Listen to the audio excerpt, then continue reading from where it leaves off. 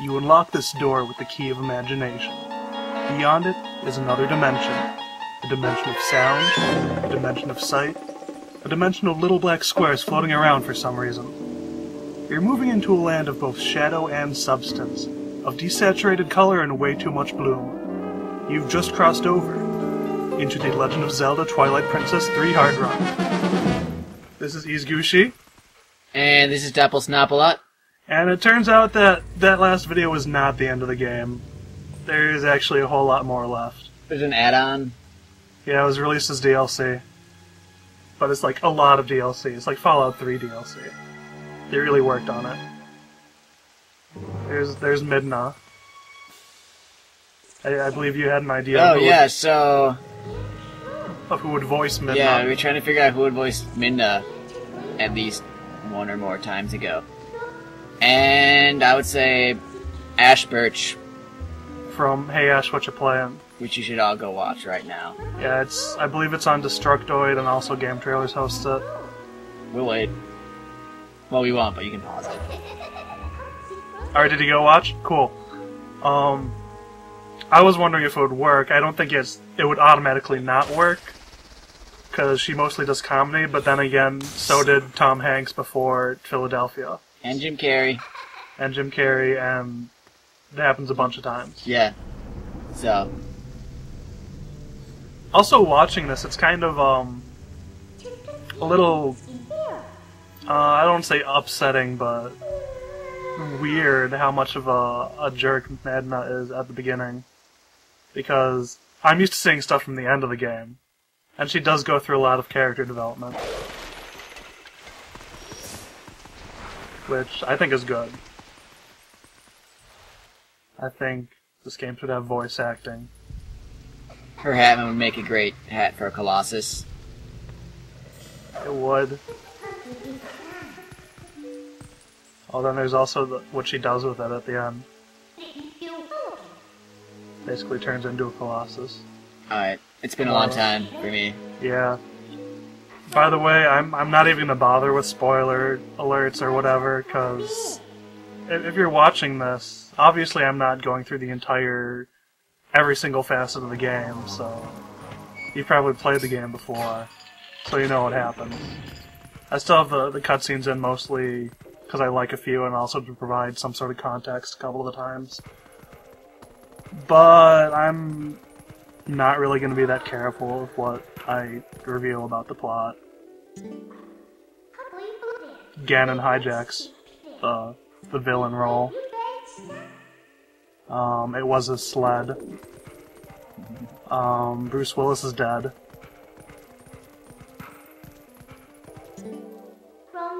Man, I hadn't seen Unbreakable yet. Sorry for ruining Unbreakable for you.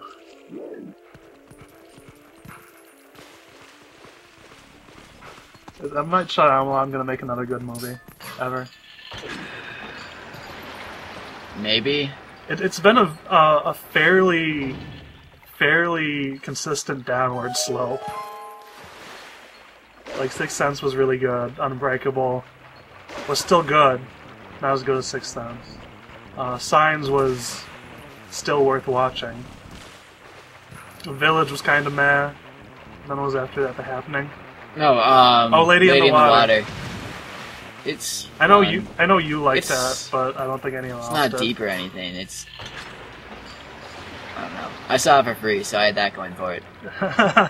And then there was The Happening, which has become kind of infamous for being one of the worst movies the past decade. It's plants. And then there's Last Airbender, which has become kind of infamous as being worse than The Happening. And most people are unaware that Devil happened. That wasn't his, though. That wasn't? I think he wrote it, but he didn't direct it. Alright.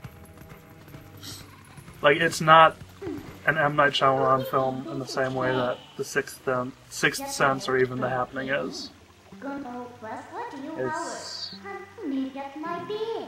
It's about as much an M. Night Shyamalan film as V for Vendetta is a Wachowski brothers film. Of course, V for Vendetta was actually good.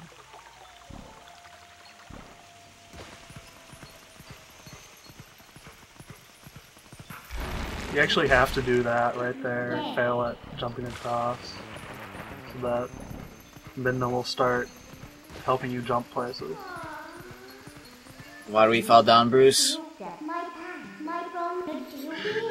So we can pick ourselves back up, and I'll look down and say no. That's actually a Hey Ash, What You Playin' reference from probably one of their most divisive episodes.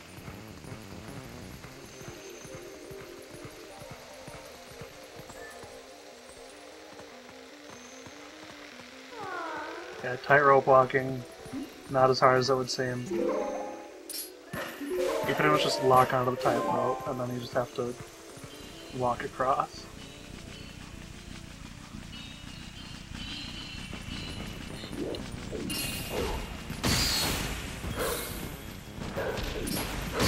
Nice. What? Running into the wall? Yeah, I killed those keys just so that they wouldn't mess up my jump up to the top.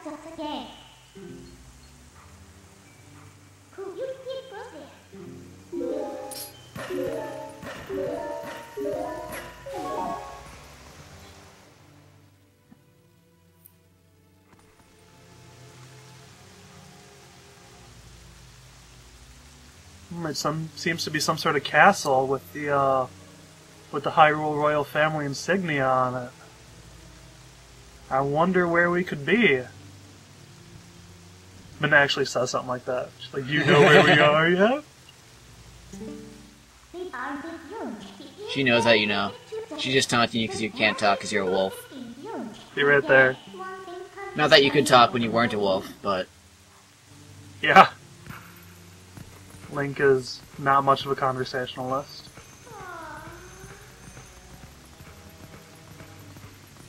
He's a man of action, not words. Yeah, these spirits I don't really do much with. You'll see. I mean, you should have played the game so you know what they look like, but if not, you'll see what they look like a little later. That box you don't actually have to push, you can just jump off the top of it. And these guys I kill too because they have a habit of messing up the jump coming up here. Now if you notice as you go around this area, it looks like there's a bunch of scaffolding set up. And that actually supports the theory that Hyrule Castle has been moved and is being rebuilt in its current location. And that ties in with a couple other theories that I'll point out much later. I'll look up when. I believe it'll be segment 32. So next time, mostly cutscene.